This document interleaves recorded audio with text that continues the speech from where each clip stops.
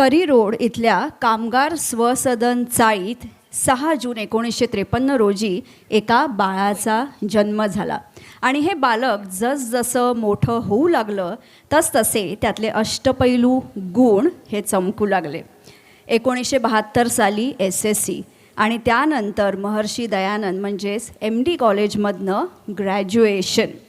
हे सर्व करताना हा तरुण म्हणजे अरुण दळवी सर्वांवर आपली छाप पाडू लागला. आणि कशा प्रकारे हे आपण ऐकूया, पण या पुढच्या गाण्यानंतर. मी मंचावर आमंत्रित करते सुप्रिया हिला.